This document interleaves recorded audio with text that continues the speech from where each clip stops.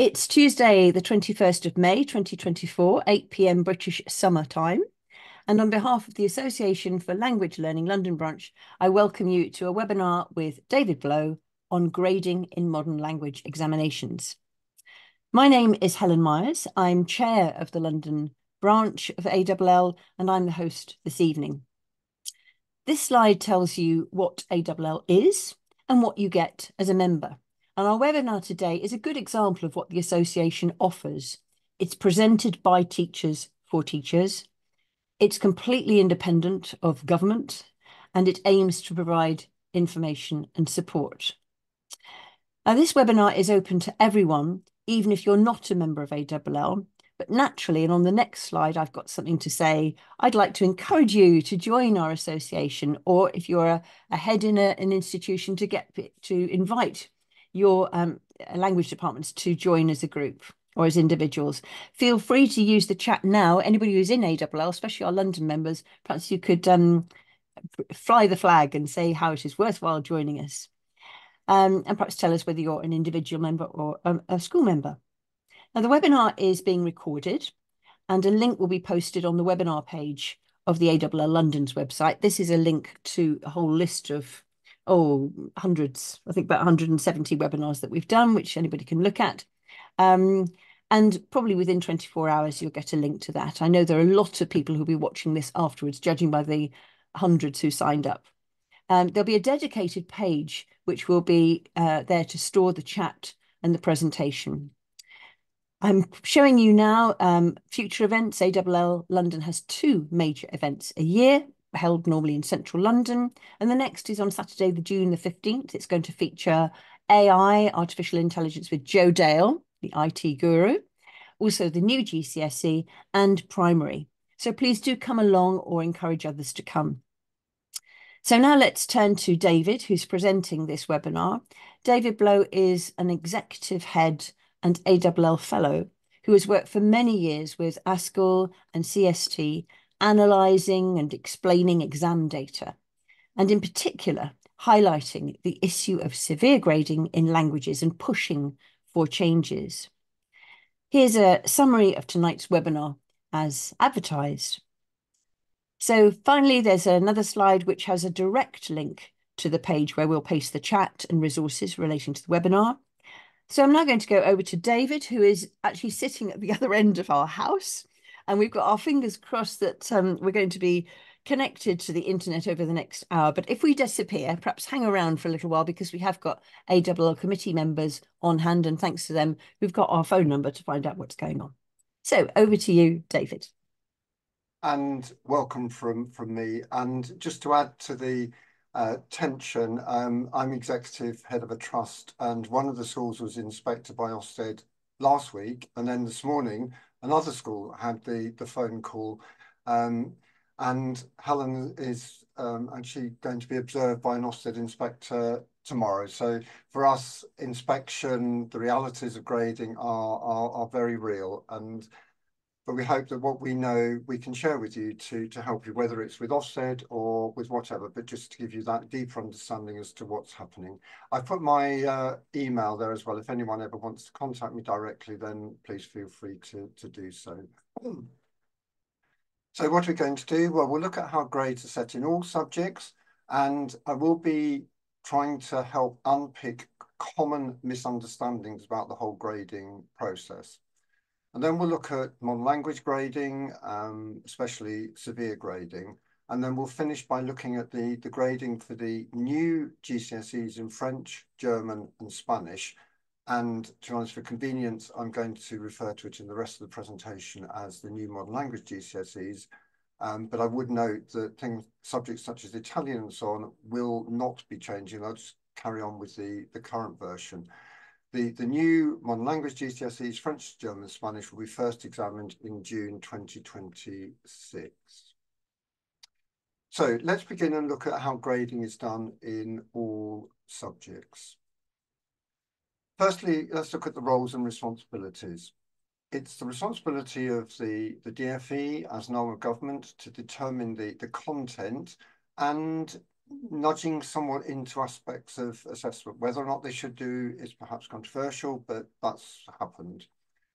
Ofqual then determined the totality of the assessment process. The awarding organisations or exam boards, they'll propose draft specifications which have to be approved by Ofqual and some sample assessment materials and so on. Once that's all been approved, then it's up to the exam boards every year to be setting the exams and marking them. And then there's an interaction with Ofqual. Ofqual have an overall responsibility to oversee standards and grades. So that's clear as to who does what. How are the grade boundaries set?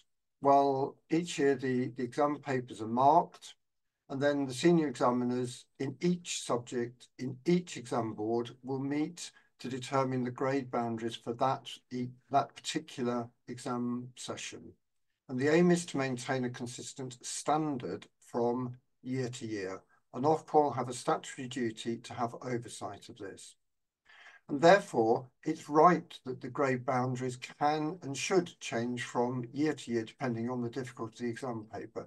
If the exam paper is more difficult, then the exam boundaries would need to move down a fraction and vice versa. How are they actually set in terms of the precise mark? Well, this is where comparable outcomes comes into play. So since around 2010, the whole processing of precisely determining the mark at which the boundary is going to be set comes through this principle of comparable outcomes. And so the assumption is that if the prior attainment of the cohort taking the exam in that subject remains the same, then the percentage getting each grade should be broadly similar. If the prior attainment changes for some reason, then there are statistical techniques to adjust the percentages getting each grade so that it does remain comparable to the previous year. Before that, as we'll see later on, there had been statistical guidance, but in fact, there had been a steady year-on-year creep in the percentages gaining C grades or 4s and above, etc., referred to as grade inflation. And one of the reasons for setting up Ofqual in around 2009-10 was to stop the creep and stabilise the grades. So one really important consequence of that is whilst this principle of comparable outcomes is in place, no change to the subject content or pedagogy or indeed the standard of teaching will actually alter the outcomes, either grades in GCSE MFL or indeed in any other subject. And it's really important to hang on to that principle. Let's look in more detail. The examiners don't look at every single grade boundary. The long-standing practice going right back to O-level and so on is to look at key boundaries at A-level and GCSE, looking at papers and statistical advice. And other grade boundaries will then follow on from that. This is not a criterion reference system, although there may be general descriptors.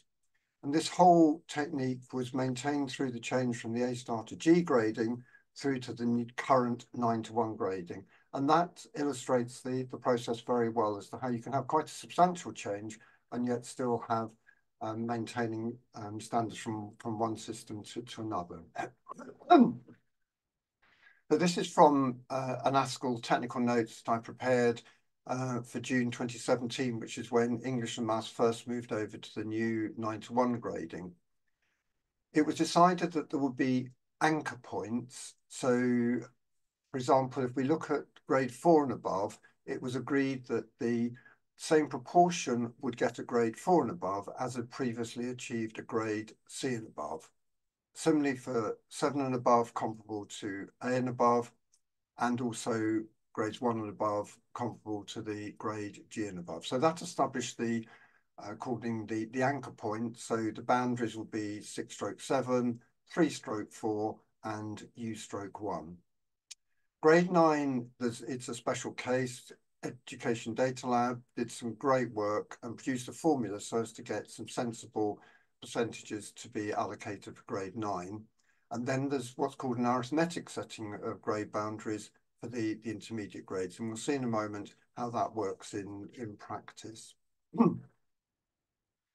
So how do they determine the anchor point boundaries? Which marks are to be set at that three stroke 4 boundary?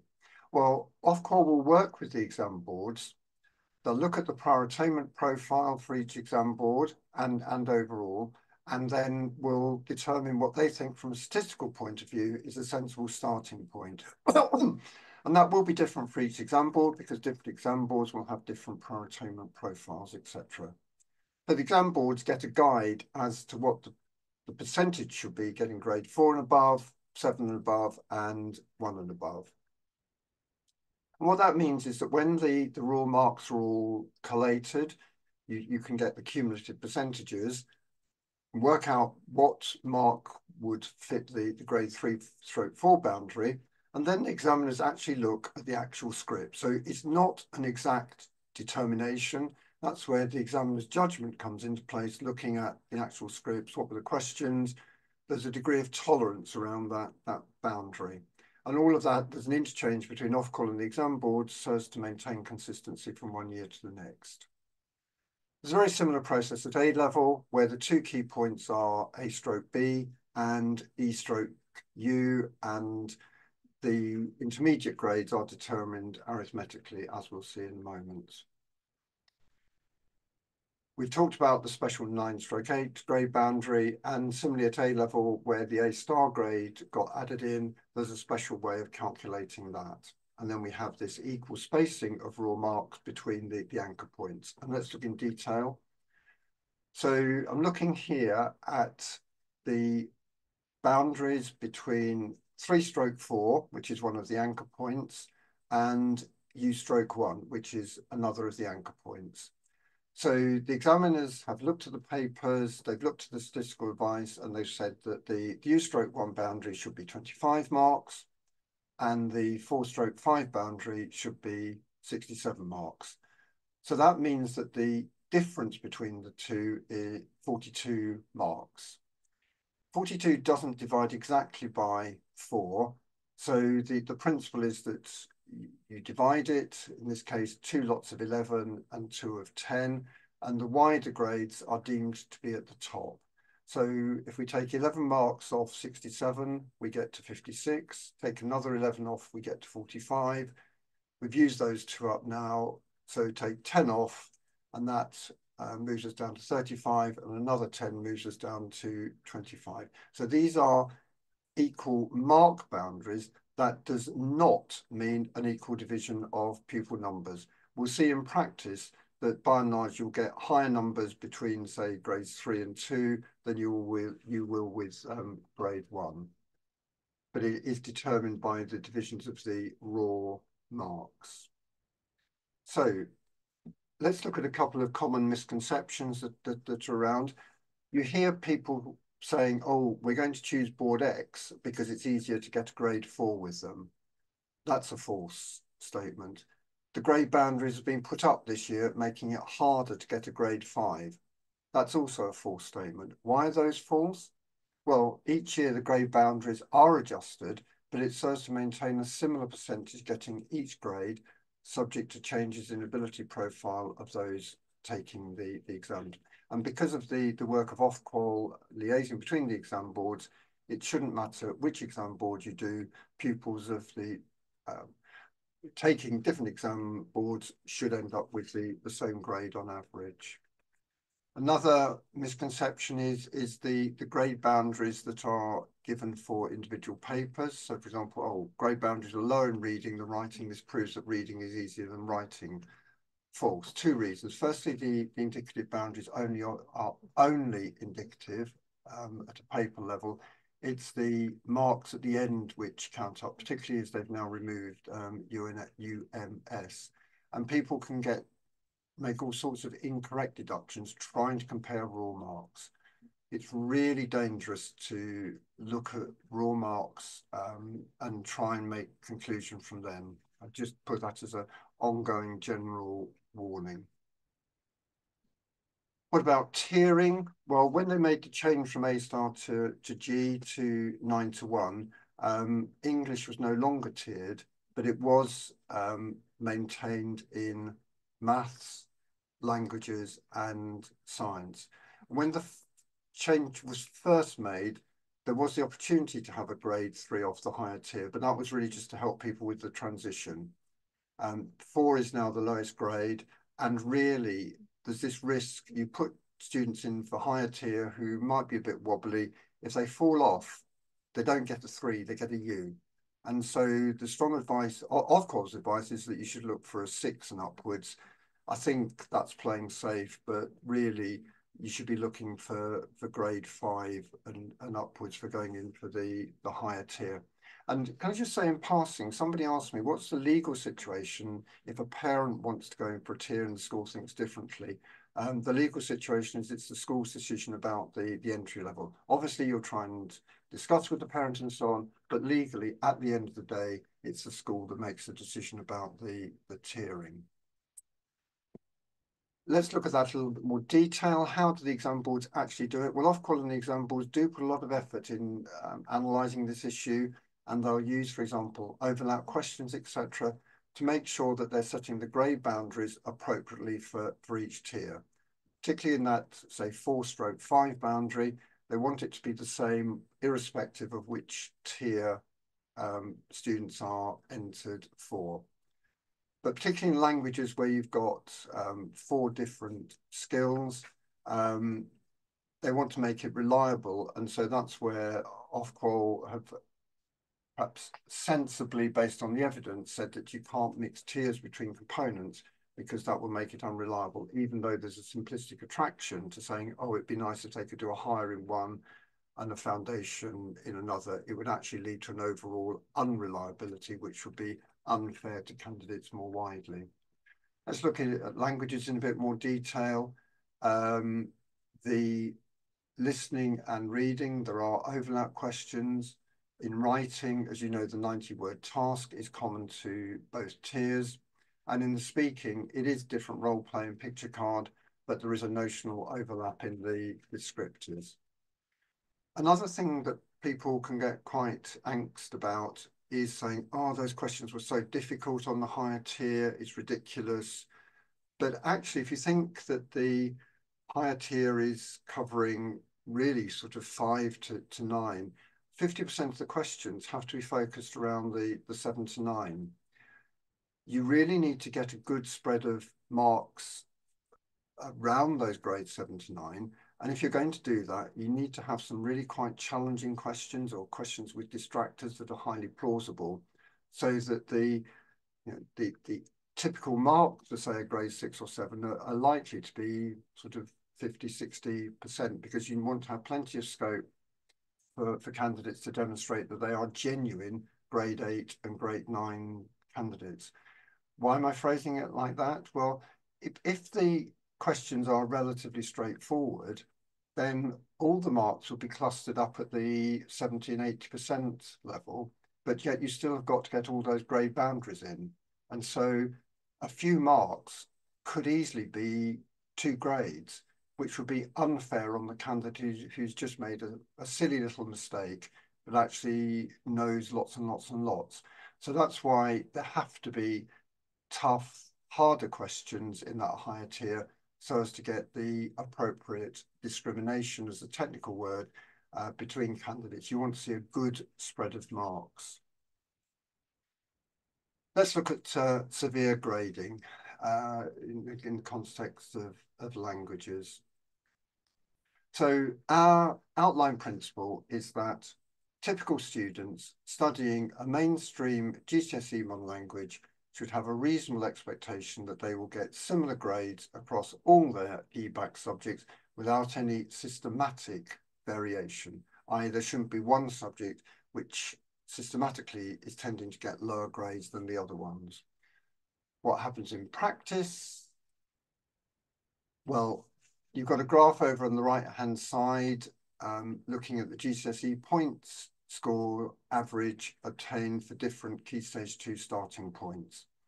And I focused on the Key Stage 2 starting points where the majority of modern language candidates are coming from, around the 107 to 116 area. That's where the majority of candidates doing languages are from. And you can see very clearly at least half a grade lower than all of the other EBAC subjects. The bluish ones, French, German, and Spanish, are the lower three. And then the other EBAC subjects are all pretty close to each other.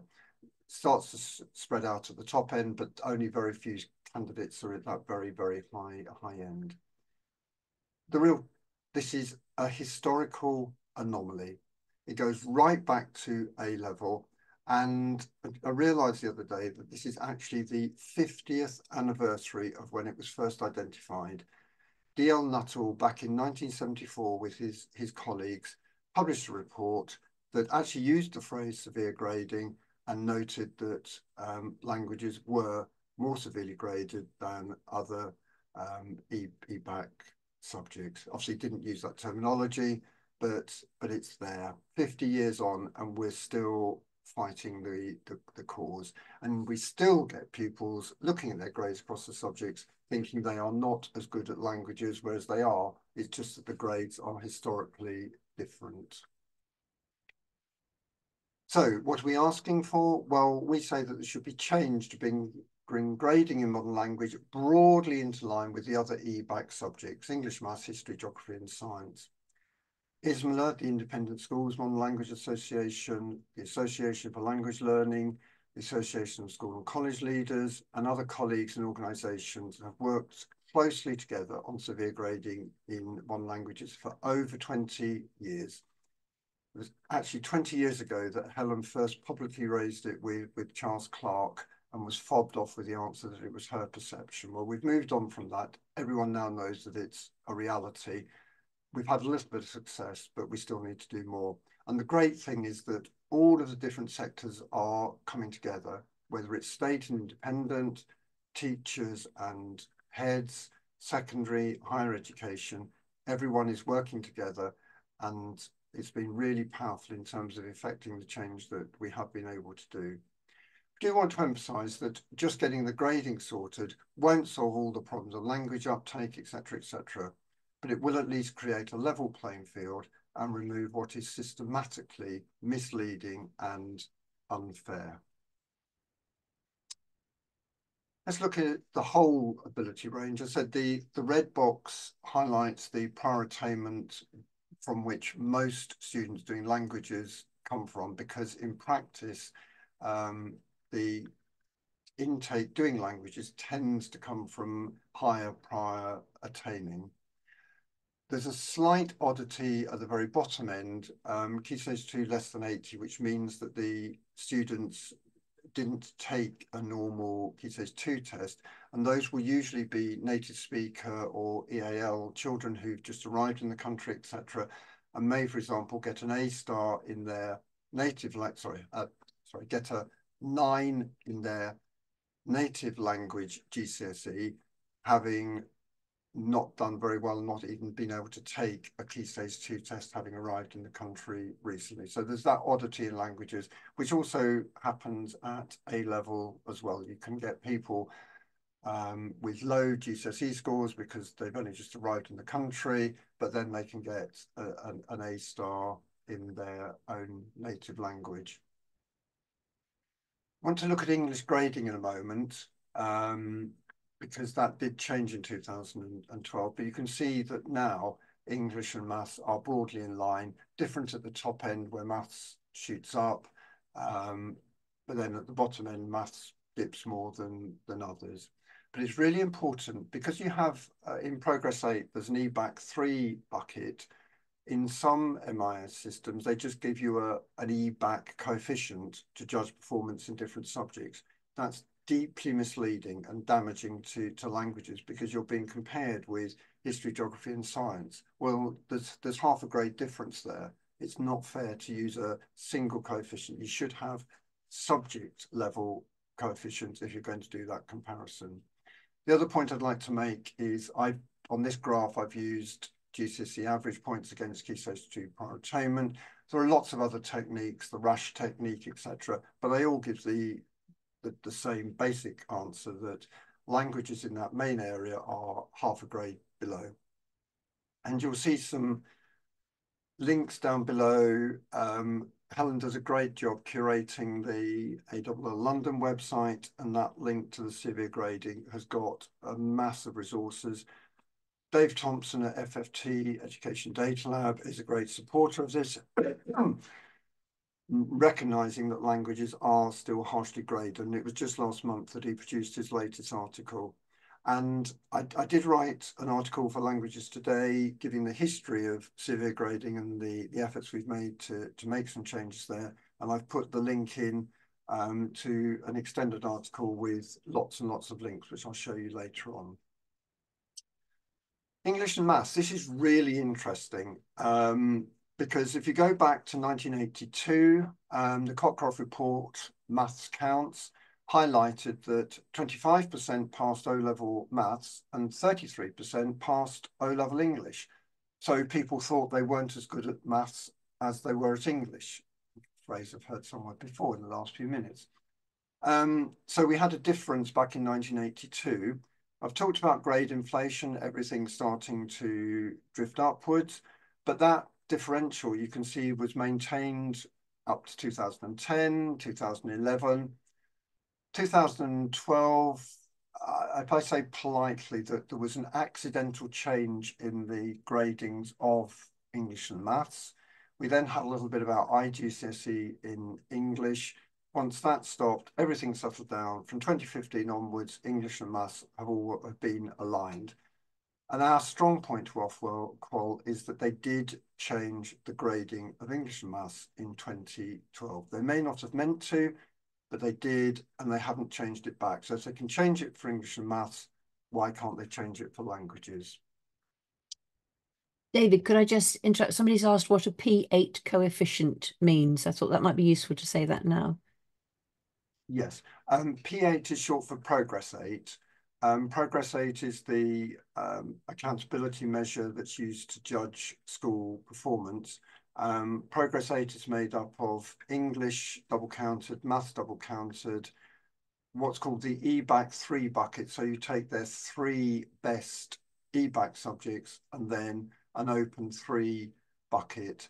What people then do is calculate for prior attainment, what is the national expectation for each of those buckets. And I say that's where it's unfair if it's a single one for the EBAC 3 bucket, because people will be getting, on average, higher grades in history, geography and science than they will in maths. And if it's a single coefficient, then that disadvantages languages. Hopefully that explains that. Sorry. Do they get a higher, you were saying for the EBAC 3, they'll get a higher one in history and geography than languages? That's right. And so from a school leader perspective, you are disincentivized to be raising the number doing languages. And you could see when Progress 8 was introduced in 2016, there was actually a dip in the numbers being entered for languages. On the other hand, we've got Ofsted, who are looking at schools when they do inspections. They have to go by government policy. Government policy is that schools should be encouraged to do the EBAC. They use phrases like ambitious curriculum, and schools that don't have high percentages going for languages will get that as advice from Ofqual as something they need to do something about. So at the moment, that Ofsted is helping to keep the numbers up, even though Progress 8 is acting in the opposite direction. So in terms of recent changes, there's been a lot of pressure for things to happen, and Ofqual did look at GCSE grading. They proposed some changes to French and German to take effect in June 2020. Everything was set up, but then, as we know, Gavin Williamson changed his mind, the whole CAG issue, and everything got lost at the time. There was also a commitment to review the changes the following year to see how they'd happened, how are things shaping up. But then we had the pandemic, and although the changes were implemented, the world has moved on. And we've continued, we being ASCL, ALL, ISMLA, and colleagues from other institutions, we really welcome that there's an ongoing positive interaction with Ofqual, to review the current situation, whilst we're also looking ahead to June 2026, when the new modern language GCSEs will be sat for the first time and will then need to be graded. Just further evidence about the pupil level comparison. This is a graph produced by FFT back in 2019. They have done a similar one very recently. But you can see the pink tells you the percentage getting grades in Spanish. These are students who are taking both Spanish and geography or history. So we are absolutely, it's a like for like comparison from the student perspective, and it's saying for each student, what grade do they get in Spanish, what grade do they get in geography or history? And you can see very clearly that there are many more higher grades in geography and history and more lower grades in Spanish. It's blatant how unfair it is. Oh, sorry, just before I forget, there was a little bit on Twitter, somebody commenting about, oh, loads of grade 3s in geography and history. Well, that's because they hadn't seen how many grade 3s there were in modern languages, loads more there. And it's always important that you do a like-for-like comparison. Lots more students get put in for geography and history from a wider ability range than get entered for modern languages. So as always, make sure you're comparing apples with apples, not apples with pears. What are the issues for pupils? Well, pupils will just look at the grades in their different subjects. They'll look at relative grades, and therefore they'll think that they're doing worse. They'll think that they're not as good at languages. That reduces take up at Key Stage 4 and then on at A-level, because pupils are doing this relative comparison. Issues for staff and managers. Well, heads and governors, if they're just looking at raw percentage and so on, they can easily think that languages are underperforming, and so may falsely think that there are issues with language teachers or the language department, etc. And then also external people such as Ofsted may think similarly, or indeed that the school as a whole is underperforming, because if you've got a very high entry for languages, then that will hit your value added. Schools that have got 75% or more, typical comprehensive schools that have 75% or more enter for languages have an average value added in languages of -0.5. It's very hard for that level of entry to be getting a high value added when compared with schools where only those who are keen on languages are doing it.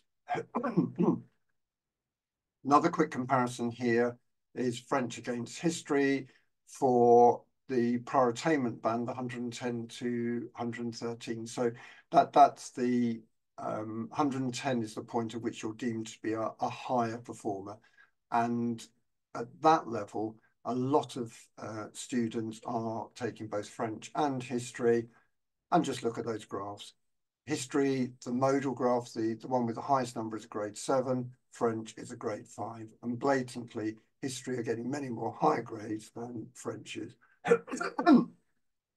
It was even more conspicuous in 2022, because if you remember back in 2022, that was that halfway point between the inflated grades of 2021 and 2023, and people didn't perhaps necessarily make the appropriate adjustments to tier decisions. So we actually ended up with many more getting grade 5, perhaps because they've been entered for foundation, when for that, just for that year, they might have got a higher grade in higher entry. But we're now back to normal in the sense of pre-2019 and before that. Severe grading at A-level, it's a similar situation, but it's not as clear-cut. Because the A-level sciences are more severely graded still. And so when Ofqual looked into it, some sciences, the Institute of Physics were very much into this is severely graded. Others made less than helpful comments, so not a lot changed in general at A-level. But we have made progress in specific areas. Back in 2010, the government introduced an A star, and as soon as the figures came out, you looked at the proportion of A star relative to the number getting A star and A, and it was noticeably lower for modern language students. And so those who, for example, have been given a requirement of an A star to get into Oxbridge or other very high entry-level universities were immediately disadvantaged.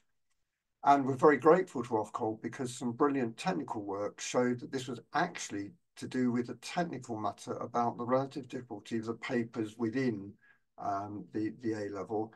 And so changes were made to that, put into practice in 2016, and now the proportion of A star for modern languages is comparable to other facilitating subjects. So that was a good example of showing how constructive engagement with Ofqual can produce change. And there are literally every year hundreds of students who are getting the grade that they should get rather than losing out just because of a technical matter. And native speakers, again, complex because it's not a simple dichotomy. You aren't either native or not native. You can have people, is it one parent is from the language, do they speak it, when do they move over, etc. But again, thanks to the language associations for facilitating questionnaires and so on, research by Ofqual did show that non-native speakers were disadvantaged. And so an adjustment was made successfully in 2017. You can see the graph on the right showing the significant difference between the red line, which are the non-native speakers, and the higher blue line, which are the native speakers. So since that research was done back in 2015, the numbers taking A-level French have declined. That's indeed German and Spanish. And we believe that there may be proportionately more native speakers, particularly at lower prior attainment. So we're encouraging Ofqual just to revisit the calculations. There's no, in principle, difference that's needed because that's already been established, but it's simply just doing further research to say, in light of the actual numbers currently doing A-level French, German, etc., what's the proportion of native speakers? Do we need to make a further adjustment to keep things in line with the adjustment that was made in 2017? I've just put here some useful links. I won't linger on those, but I've deliberately put them into the PowerPoint so when it's distributed, everything is conveniently there. They're also in the Language Today article that I wrote. And down the bottom there, I've put the three main links, the ALL London website, the FFT most recent article, and the Languages Today article, which gives you the whole history of it. And then finally, so we've been going for about 40 minutes, so we're on track. Looking at the grading for the new GCSEs in French, German and Spanish that's going to be first examined in June 2026. So there's a whole number of things that we need to talk about here, but I'd like to begin with what's called the sawtooth effect. And this applies to any change in the content or testing regime. So pupils and teachers won't be familiar with the new questions and or content. And so in the first year, there's likely to be a dip in outcomes, but they bounce back as people become familiar with the new approach. And it's called a sawtooth because, as you can see from the graph, it looks like a sawtooth. Now, if you remember Key Stage 2 back in 2016, there was a new content, new questions. The raw results plummeted in 2016. So the year 6 on that graph becomes 2016 as far as Key Stage 2 is concerned, because Key Stage 2 don't operate comparable outcomes. They try and go for absolute standards. And absolute standards get mucked up when you have a change to the content or the testing. But as soon as teachers can see what the questions are, what they need to prepare the students for, then things automatically will rise. So we're going to have that to take into account in 2026 because there's been changes both to the content and the questions. GCSE and A-level, because of comparable outcomes, you don't have that dip. So for example, when the new GCSEs came in 2017, 2018, everything was smoothed over. I talked about the anchor points previously. Those percentages were maintained so that there wasn't an unfairness to a student depending on whether they took their exams in 2016, 2017 or 2018. They were equally likely to be getting a grade 4 and above, which is right. In the sense the Key Stage 2 ones matter less for the individual child because you're not judged by your Key Stage 2 results when you apply for a job, because that would be deeply unfair on those who took their Key Stage 2 in 2016. And I've just seen change the specification to other languages. No, it is only French, German, and Spanish. All the other languages are keeping exactly as they are. So how are standards going to be judged during the transition to the new modern language GCSEs? Well, for June 25 and June 26, Ofqual have got a big challenge because there weren't Key Stage 2 tests back in 2020 and 2021. So there isn't the obvious prior attainment information. And I know Ofqual are going to be doing a lot of work on statistics to try and make sure that the outcomes are as fair as possible in 25 and 26 across all subjects.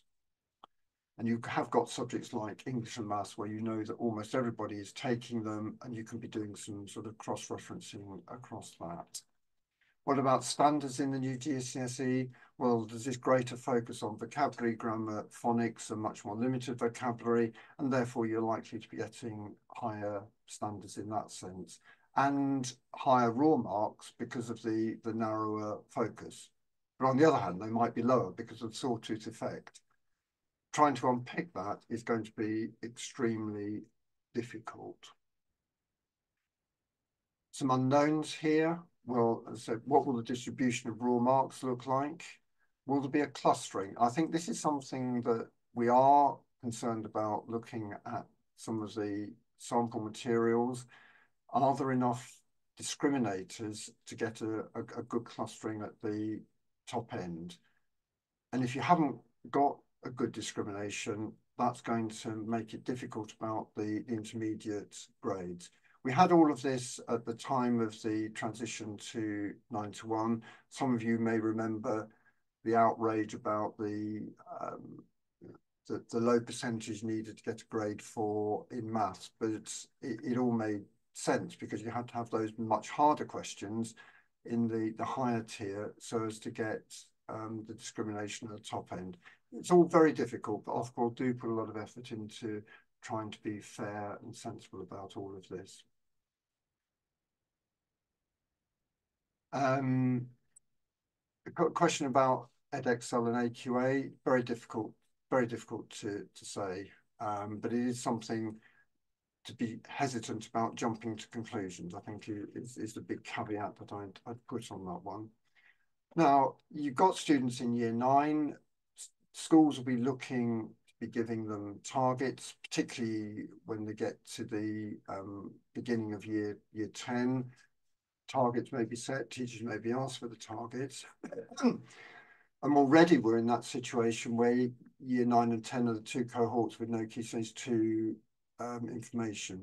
DfE have very sensibly said they're not going to have value-added measures, including Progress 8, although really keen that it gets reinstated the following year, 2027. We've talked about the challenge that Ofqual are going to have. So what can you do within school? Well, to be honest, I would strongly recommend that you look at your current profile of grades. What percentage are getting what grades? And be honest and realistic and say it's probably likely to be that in 2025 and 2026.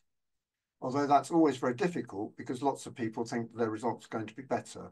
And that was a fundamental problem with the tags and the CAGs, was that the majority of schools thought that their results were going to improve.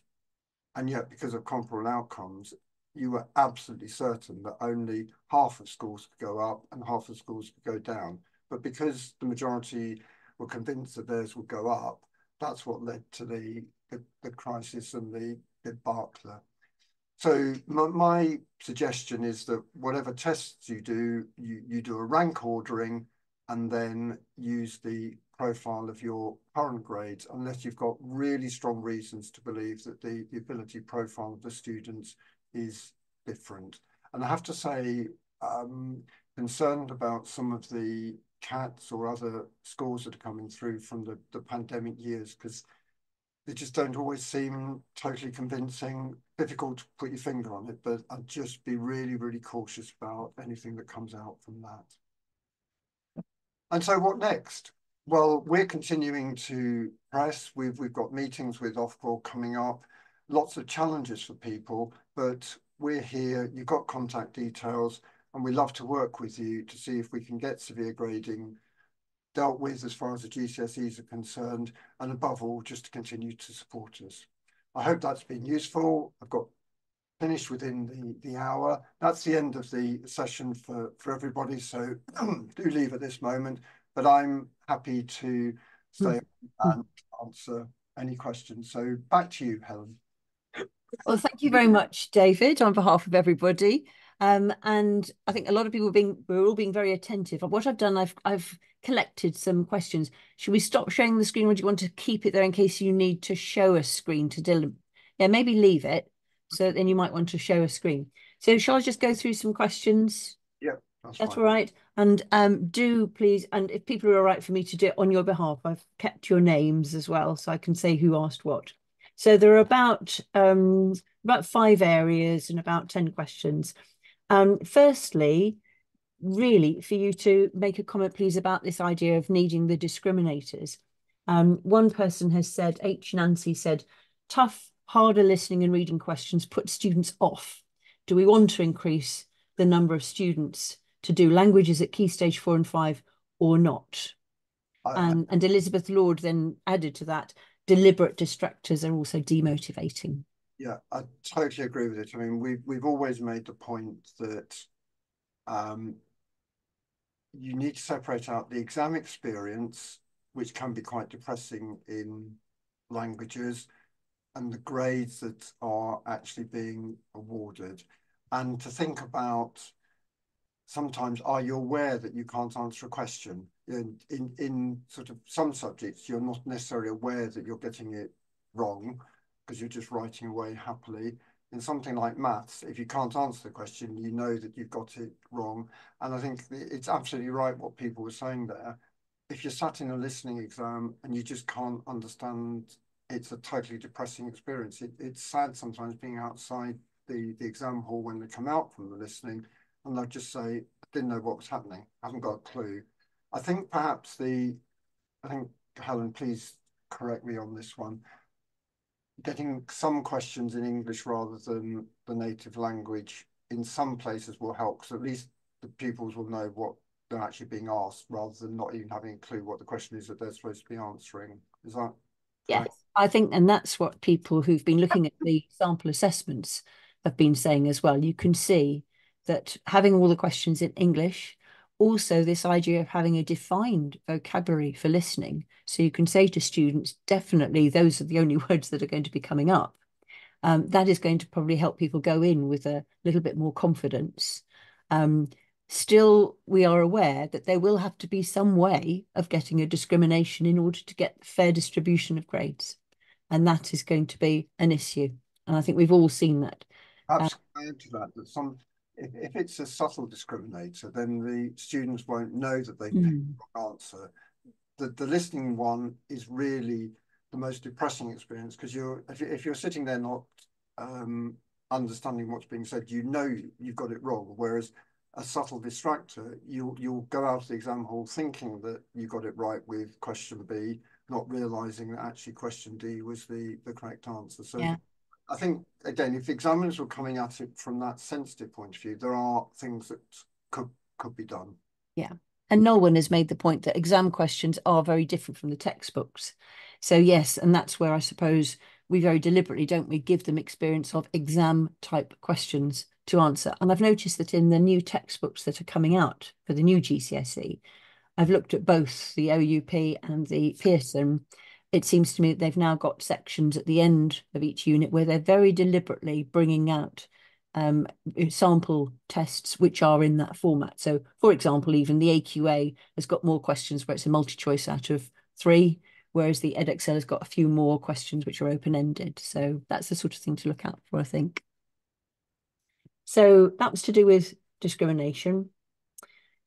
The other thing, tiering. Yeah. Guerfel says, could we campaign for one paper for MFL, like in history and geography? Eleanor says, to what extent do you think MFL tiered paper contributes to more of the lower grades? And Cole D is saying, is the tiering system affecting the geography versus Spanish that you showed? Because geography hasn't got any tiers. The last one, definitely no, because of the efforts that are put in to look at the overall situation. It's difficult to comment on the first two questions. I don't know. Do you have a view, Helen? Or Well, the only thing that I would say there is that if you only have one paper, that paper has got to discriminate between all of those grades, a U 1, 2, 3, 4, 5, 6, 7, 8, 9. So if at the moment we're already worried about students being put off by a paper being difficult, there's a real danger, I think, that's for somebody, and it's reasonable to be putting people in. I would be fighting for putting in people who are likely to get a 2 or 3 or whatever. It shouldn't be an elite subject, as people have been saying. But how are they going to feel when they really will understand even less of the paper? So my own feeling of that would make it depressing for them and much more difficult for the exam board to be accurate. It's my feeling. no, I think I'd agree with you, because that way, you know, particularly if we are trying to expand the percentage doing languages to include sort of students from the midpoint or lower attaining, you Mm. need a foundation paper that's accessible so that they could get 50 or 60% on that paper, which you just couldn't do if you had everybody on a single paper. Yeah. Is that right? For those people who asked those questions, Guerfel, Eleanor, and Cole D. I want to say Colonel D. I don't know who you are. Um, I think really, yeah. So as far as the business about just thinking about the extent to which the tiered paper situation contributes to more of the lower grades, that's where you're saying that can't be the case, because in the end, with comparable outcomes, you will get this proportion of people getting different grades. Is that right? O level, you can see it's there in O level times. That cuts through anything like tiering or anything else. It's just there. Yeah. Okay. I can see there's another question to me there, but I'll look at that later on. Should I go? I'll go with the ones that people have asked here. The other one is about native speakers. So before you commented on the A-level one, Kate had already said in MFL we're hit at 2 levels. Firstly, by severe grading. Secondly, our regular students learning a foreign language are competing against those bilingual, semi-bilingual students sitting the exams who are pushing up the grade boundaries. How can we help our regular MFL students to feel good in languages? We can't win. I think at GCSE, the numbers at certainly those sort of central grades, the vast majority of those entering are, if I call, standard non-native ones at GCSE. It's at A level where the proportion is starting to become significant and actually affecting the grades awarded, or at GCSE right at the very low prior attaining, where you've got very few students, very few non-native students being entered, and so they are tending there to be the native ones, which is why you get that little spike on the end. But relatively speaking, GCSE is not statistically affected too much by the speakers. A level definitely is, which is why we're pushing for a reconsideration of A level. Mm-hmm. Okay. Norwin actually made the point as well. At the same time, native speakers have not got the same type of sophisticated vocabulary as non-native as she's seen with her own daughter. And certainly I know that I've sat in on discussions when we've been talking about the native speaker, that it's very difficult. Guerfel said, could we get people to almost sign as to, where was it? Oh yes, how did they ascertain whether they were native speakers to produce the data that we saw? Yeah, and that was part of the challenge, was recognizing that it's actually a spectrum. So through the subject associations, I think questionnaires were distributed out to some schools to get some estimation as to almost how native were they. It was all fairly approximate, but if I'm going to say the helpful thing was the recognition that there was an issue there and some adjustment was made. You could probably argue till the cows come home as to how native is a native and how much adjustment is fair, etc. But at something happened as a Yeah. Yeah. Okay. That was about native speakers. I don't know if you want to, you might not need to share the screen now, but the other thing was perception of relative progress, that Coldy was saying that they felt it wasn't just the final grade difference, but the level and rate of progress of MFL GCSE over years 10 and 11 in comparison to other subjects that made MFL be perceived as more difficult. Different subjects seem to progress faster than MFL, and students see this in their mock grades. You unpick that. I think that just comes back to if at the end of year 11 you're going to be lower, then the grades being awarded as you go through in languages will be lower than the other subjects. Therefore, you'll be making less progress. It all comes from the end point is skewed and wrong. Therefore, the intermediate points, whether it's the absolute or the slope, will both be lower. It also comes back to a range of issues, but say if we got the severe grading sorted, then other things would at least be a level playing field, and then you could be having more sensible discussions as to what was really going on, rather than having everything dominated by this skewed grading, which not everybody understands. Yeah. And I've been hearing of schools where people are starting off even in year 7 being told what their trajectory is and are aware at a very early age about how they are in languages compared with others. So yes, that all contributes, doesn't it, to how people feel? Like Key Stage 2 data, well, of course, anyone who's been to an independent school won't have Key Stage 2 data, so you can't necessarily use that reliably. That was I say, there was a questionnaire which did help on that. Okay. Was another area that you originally had, Helen. Right. Oh, I've got 3 more areas. One was transparency, where Horatio Daniel was saying this data should be shared with all head teachers. Some are not aware of this at all. It is there through Ofqual, etc. So please feel free to take if you go to Helen's to the AWL website, you've got guides. It's all there. Just take it to your head and say this is Ofqual. It's there for DFE. It's all there. So please feel free. Take this PowerPoint, sit them down, make them watch it. You know, it's in a sense over to you, because the stuff is there, and Ofqual are adamantly supporting that for amongst other school leaders. Okay. And then Nathan was asking, saying this may be slightly out of scope, but do you know to what extent commercial target setting packages take account of severe grading, which could perhaps also add to that people making comments that sometimes the target grades are too high, they feel. And most of them have the option to, but it depends how it's being configured, and that's difficult to know as a generalization, because it would depend at each school as to what they've done. You know, and for example, within FFT, you can set targets at 5%, 20%, 50%, etc. How has it been done? So I think it's a valid question to go back to the senior managers and ask what was the underlying basis for the target grades being generated. Okay, I know that we've got 1 more minute. Leanne, nice to see Leanne is asking, is the French and history comparison that you showed, is that your own analysis or is it published somewhere on the website? I've taken it from the DFE transition matrix, so it's publicly available numbers, and I've just put them into a graph. Okay, right, thank you. There are other questions. I know there are other people there. I'm conscious of the fact that, you know, you've put a lot of preparation into this, David, and we have got Ofsted tomorrow. So I hope people will forgive us now if we perhaps bring this to a close now. There are lots of ideas there. And thank you so much for all the lovely comments that we've had from people. We'll keep the chat. And because, well, I know quite a lot of you anyway, we'll definitely be able to answer some of those questions. Perhaps not tomorrow. We might wait until the weekend to do that bit. Is that right, David? Well, we've got Ofsted seeing us tomorrow. Yes. So I better go and crack on with preparing for Ofsted. So if you're Okay. the stuff would be there. Right, we'll let you go now, David. So thank you very much indeed. Very, very good. Okay. I I shall stop the recording now.